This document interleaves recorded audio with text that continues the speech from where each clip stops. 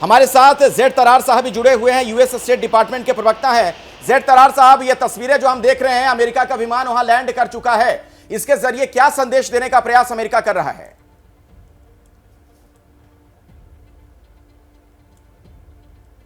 जी देखिए, मेरे ख्याल में ये बहुत एक महत्वपूर्ण बात है। ये थोड़ा टेक्निकल मामला है, लेकिन मेरे ख्याल में ज़रूरी है। और ये आपके व्यूअर्स के लिए कि अमरीकी सिस्टम में असल में हमारे पास दो बिल्कुल अलग-अलग ब्रांचेस हैं, बल्कि 3 हैं, लेकिन यहाँ मैं 2 ब्रांचेस के बारे में बात करना चाहूँगा। एक तो ये है राष्ट्रपति बाइडेन और विदेश मंत्री ब्लिंकन, जिनके लिए मैं काम करता हूँ। हम एक तरफ हैं और कांग्रेस बिल्कुल अलहदा एक तरफ है। यानी नैन्सी पेलोसी ने खुद ये फैसला लिया कि उन्होंने ताइवान का दौरा करना है। बिल्कुल उन्होंने इनपुट तो लिया है। उन्होंने जहाँ तक हमारे राष्ट्रपति बाइडेन और उनकी टीम के इनपुट था, उन्होंने बिल्कुल सुन लिया। लेकिन आखिरकार जो फैसला लिया वो सिर्फ़ और सिर्फ नैन्सी पेलोसी ने लिया।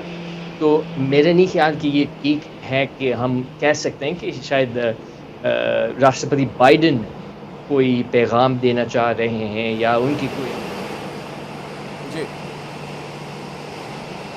बल्कि हम ये देख रहे हैं कि चीन शायद इस बात को बहुत आगे बढ़ा रहे हैं उसको, और इन बातों को लेके वो टेंशन को बढ़ा रहे हैं बिला वजह।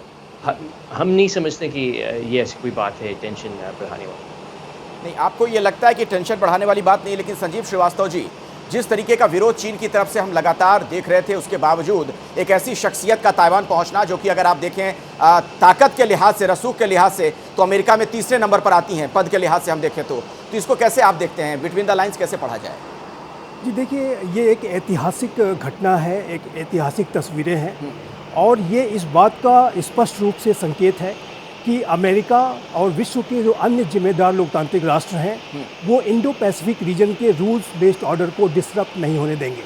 और चाइना के द्वारा जो लोकतांत्रिक मूल्यों पर जो आधिपत्यवाद थोपने की जो साजिशें रची जा रही हैं, ताइवान के अस्तित्व पर जो संकट पैदा करने की जो साजिशें रची जा रही हैं, उसको अमेरिका और अन्य जो लोकतांत्रिक राष्ट्र हैं वो स्वीकार नहीं करने जा रहे हैं।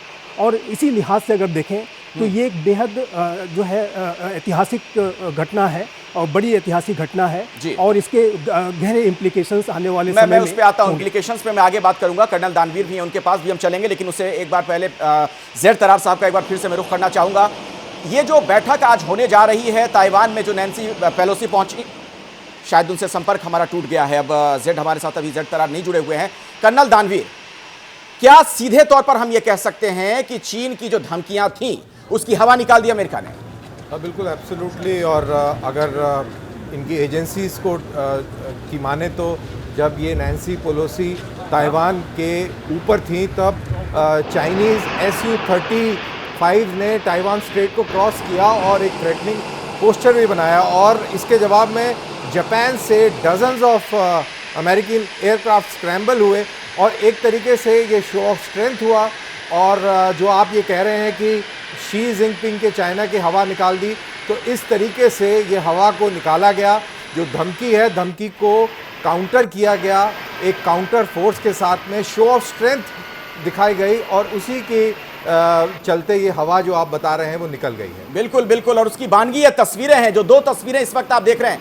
प्रणय, अब किस तरीके से स्वागत यहाँ पर किया जाएगा, कौन लोग यहाँ पर मौजूद होंगे, जरा उस बारे में अगर आप विशेष कुछ बता पाएं। देखिए, ताइवान की राष्ट्रपति साई इंग वेन जो हैं वो खास तौर पर सीधे इसकी निगरानी कर रही हैं। ये जो स्वागत के इंतजाम हैं एयरपोर्ट के ऊपर, इससे पहले जब हमने तस्वीरों में दिखाया कि किस तरीके से इस एयरपोर्ट पे, ताइवान की राजधानी ताइपे का जो एयरपोर्ट है जहां ये विमान उतरा है, वहां पर इंतजाम किए गए हैं, खास इंतजाम किए गए हैं। वेलकम स्पीकर पेलोसी, इस तरीके से LED जो लाइटिंग की गई है वो भी की गई है। साथ ही जो लोग हैं उनमें भी काफी उत्साह है, वहां पर काफी रोशनी की गई है इस चीज के लिए, क्योंकि ताइवान इसे अपनी लड़ाई, अपने जो लोकतांत्रिक मूल्य हैं या जो अपनी लोकतांत्रिक लड़ाई है उसके लिहाज से भी एक बड़े स्टेटमेंट के तौर पर दिखाने की कोशिश कर रहा है। इसीलिए एक रेड कार्पेट वेलकम की तैयारी आप यहां देख रहे हैं। रात के 10 से ज़्यादा का वक्त हो चुका है, ये करीब 11:15 का वक्त हो रहा है ताइवान के अंदर, लेकिन वहां पर आप देखिए जो जगमगाहट है। और इस वीडियो में आप देखें, ये उतर रहे हैं वो तमाम अधिकारी और वो तमाम लोग जो इस विमान में नैन्सी पेलोसी के साथ आए हैं, स्टाफ है।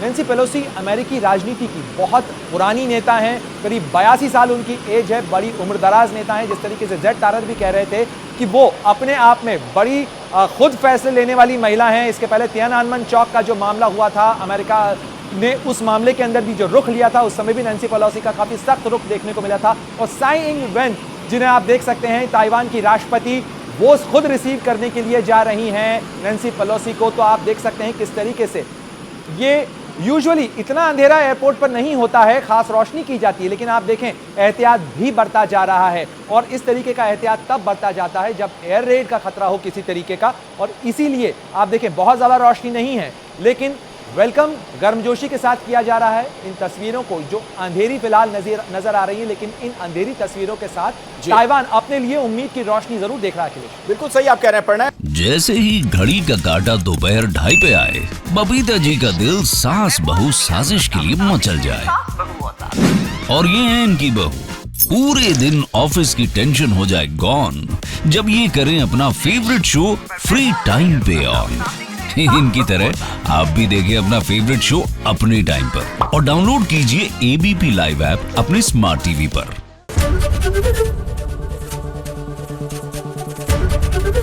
एबीपी न्यूज आपको रखे आगे।